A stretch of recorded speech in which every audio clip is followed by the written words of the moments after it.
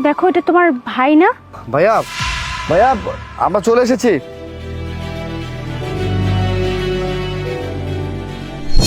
ভাই তোরা চলে আইসস? আচ্ছা এখানে দাঁড়ায় না থেকে চল চল বাড়ির উপর যাই।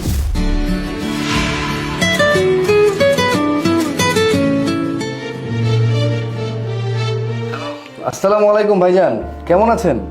ওয়ালাইকুম আসসালাম ভাই, কেমন আছিস তুই? তোর কাজকর্ম কেমন চলতেছে? তোর অফিস কেমন চলে?